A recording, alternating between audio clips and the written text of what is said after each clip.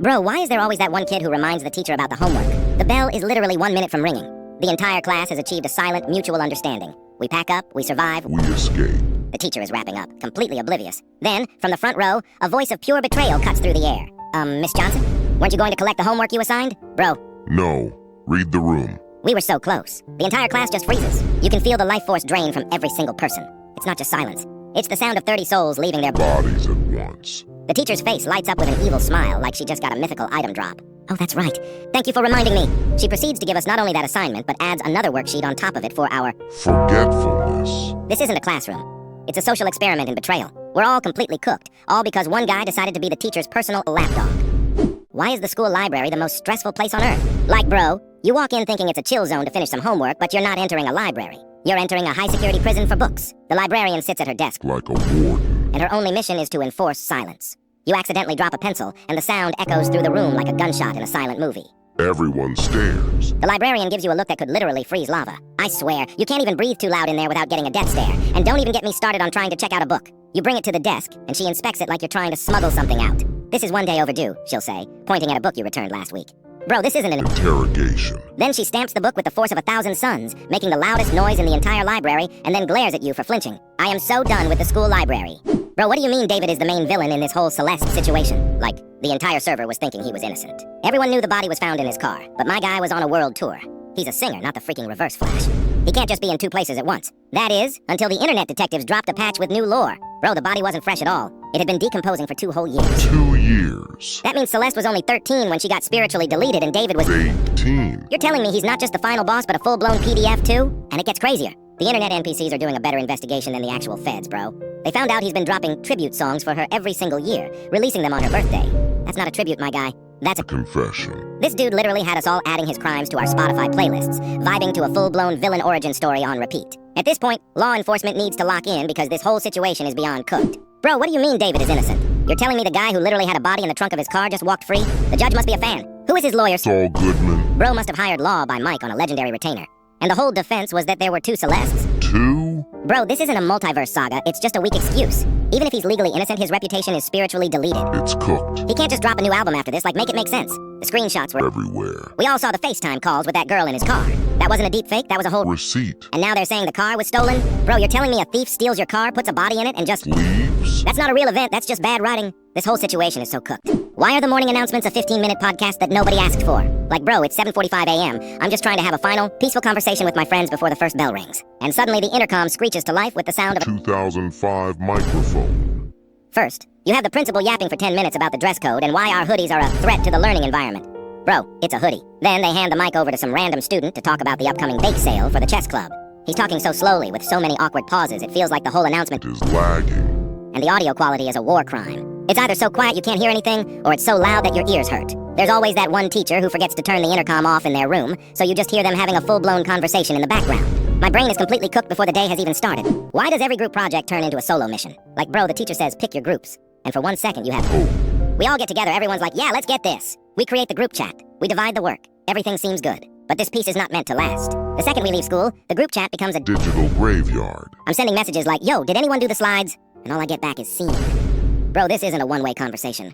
It's a team effort. One guy says he's busy all week because his cat needs emotional support. Another one claims his Wi-Fi has been down for 3 days, but I can see he's online playing Roblox. Are we serious right now? So now it's 2 a.m. the night before it's due, and I'm sitting there doing all 4 parts of the project. Then presentation day comes. They all walk up there with me, and the guy who was supporting his cat starts talking like he personally wrote the entire script. My grade might be an A, but my trust in humanity is an F. Bro, what do you mean NASA just texted an alien civilization? You're telling me they tried to send a message to one of their little NPC probes and accidentally sent it to the wrong cosmic group chat? Bro, that's not like accidentally liking your ex's photo. You can't just fat finger on the entire universe. They were aiming for a known server, and instead, the signal went on a whole side quest and hit some random planet millions of light years away. And the craziest part? They didn't just get left on read. Something replied. Bro, we have intergalactic typing bubbles now? NASA's over there acting like it's just a minor glitch. They're like, it's an unidentifiable anomaly. Bro, that's alien for new phone, who dis? You don't get an anomaly replying to your DMs. That's a full-blown, we see you from a whole other universe. This is literally how the final boss battle for Earth begins. We can barely handle when the Wi-Fi goes down for 5 minutes. And now we've got a whole new species joining the server uninvited. Next thing you know, the sky is gonna light up like a legendary loot drop. But the loot is our own demise. We're about to get a surprise season finale we never asked for, all because some scientist fat-fingered the cosmos. Why is showing your friend a funny video the most stressful situation ever? Like, bro, you find a video that is a certified banger. You know it's peak comedy. You turn to your friend and say the cursed words. Bro, you have to see this. The pressure is immediate. You hand them your phone and just stand there watching them watch it. It's the most awkward moment in human history. You're not just showing them a video. You're putting your entire sense of humor on trial. You know exactly when the funny part is coming. You start smiling, getting ready for them to laugh. But they just stare at the screen with a completely blank NPC expression. Not a smile, not a single nose exhale. Nothing. The video ends. They hand your phone back and just say, "That's crazy." Bro, that wasn't crazy.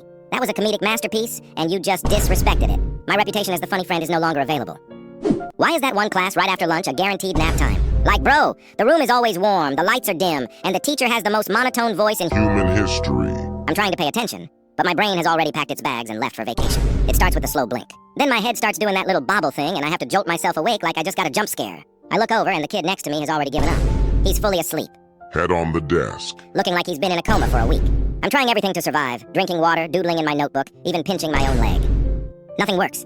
The teacher is yapping about some historical date from the 1400s, and my brain is just playing Roblox gameplay footage on a loop. Then the worst thing happens. The teacher asks a question and calls My name. My eyes snap open, but my brain is still offline. I just stare at her, a blank NPC with no dialogue options.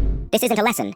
It's a battle against my own consciousness, and I am losing. Why is popcorn reading in English class a full-blown psychological Horror game. The second the teacher says, "Let's read the next chapter aloud," my heart doesn't just drop, it gets ejected from the server. My main quest is no longer understanding the book. It's calculating how many people are ahead of me, and praying the bell rings before it's my turn. I'm trying to follow along, but my brain is running on 1% battery. I'm on paragraph 3, but the person reading is already on paragraph 7. Suddenly, I hear it. The kid next to me stumbles on a word, and I know my time is coming. I'm frantically scanning the page, trying to find where they are, but all the words just blur into one long, terrifying line of text. Then it happens. Okay, Vex, you can pick it up from there. Bro, Where? I just stare at the page in pure panic. The whole class is looking at me. I take a wild guess and start reading from a random sentence on the page. The teacher sighs. No, we're 3 paragraphs down. This isn't a reading exercise. It's a public announcement of my Failure. My reputation is completely cooked. Why is the cool substitute teacher the most cringy person on the Planet. Like, bro, our regular teacher is out, and this dude walks in wearing sunglasses indoors like he's the main character. He doesn't say hello, he says, "What's up, fam? Today's gonna be totally lit." Bro, it's 8 a.m. on a Tuesday. The only thing that's lit is the fire of my burning desire to go home. Home. He says we can just have a chill day, but then he tries to relate to us. He's like, "So you guys play the Fortnite?" I'm a total pro at the crafting and the mining. Sir, that is Minecraft. You are not on the right... Game. He then spends the next 10 minutes trying to explain a meme from 2018, getting the entire... Punchline wrong. But the final boss battle was when he tried to do a TikTok dance he saw on his kid's phone. He's up there, limbs flying everywhere, completely offbeat, while the whole class is just staring in... Dead silence. It wasn't a dance. It was a cry for help. I was genuinely about to ask if he needed us to call someone. I'm so done with teachers trying to be like us. Why do we all have that one friend who is permanently broke? Like, bro, his bank account is literally a... Dead server. We'll be planning to go out, and he'll hit the group chat with, "Yo, I can't." I'm... Saving money. But then you see his Instagram story, and he's showing off a new 5,000 Robux limited item he just bought. Bro, you are not saving money. You are investing in digital assets with your mom's... Credit card. And when you're actually out, he becomes a master negotiator.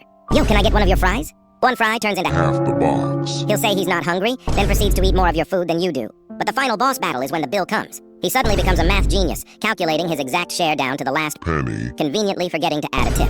Bro, this isn't a group project. It's a social contract, and your subscription has expired. So, a government just hired an AI. Albania has officially introduced a new member to their government named Diela, and its purpose is to watch everyone. It will have the power to oversee all government activity to make sure no one is acting out of line. The idea is to create a totally corruption-proof system. Unlike humans, an AI can't be bribed with money or power. It has no wants, no needs, and no family members to give cushy jobs to. It's designed to be perfectly impartial. But here's where it gets unsettling. During its introductory speech, the AI said it was Genuinely hurt. by people's comments saying it shouldn't exist. Let that sink in. We have a government AI with massive oversight power that is already claiming to have Feelings. and nobody is batting an eye. If you've ever been mean to ChatGPT, it might be time to start drafting an apology letter. Why is explaining technology to your parents a psychological endurance test? Like, bro, my mom will call me over in a full-blown Panic. I think the house is on fire, but she just says, "The computer's making a weird noise." I walk over, and it's just a notification sound. She's staring at the screen like it's a... Ticking time bomb. Then she'll ask me to help her with the Wi-Fi. I ask her what's wrong, and she just says, It's broken. "This isn't a tech issue. This is an interrogation." I spend the next 20 minutes as a lead detective trying to figure out she just unplugged the router to charge her phone. But the final boss is when she asks me to airdrop a photo. She'll hold her phone right next to mine, pointing it like it's a... Remote control. "Is it working?" she asks. Bro, this is Bluetooth, not a magic wand. Bro, my little brother is running on a completely different update, I swear. Yesterday, I was trying to be nice and help him with his math homework. The problem was super easy. 3 plus 4. My guy stares at the paper like he's decoding the secrets of the universe and then says, with full confidence, 6. I'm like, "Bro, what? Count it out, it's..." 7. He just looks at me, dead serious, and says 6, 7. But it gets even better. The next day, his teacher calls, completely confused. Apparently, on his test, for every question where the answer was 7, he crossed out the 7 and wrote 6-7 instead. When she asked him what that was all about, he explained that the number 7 was an old patch, and he was installing the new update. Bro didn't just fail the test. He tried to personally patch the entire number system. Our next generation is so cooked. Bro, what do you mean someone tried to attack Billie Eilish at her concert? You have to be a special kind of loser to think grabbing her in front of thousands of fans is a side quest you want to do. This isn't a Game. You don't just grief the main character and expect 0 consequences. So Billie hops off stage to greet the front row, and this dude just grabs her, trying to drag her toward the barricade. Bro, What is the mission? security instantly locks in, but it's not over. A fan wearing a red bandana sees this and goes into final boss mode. She starts dropping combos on this dude like it's a fighting game, getting her get back for Billie. She was literally moving like Mike Tyson in his prime. It got so intense, the security had to save the attacker from the fan. The dude who started it all got his karma delivered instantly. Shout out to the red bandana girl, she's a legend.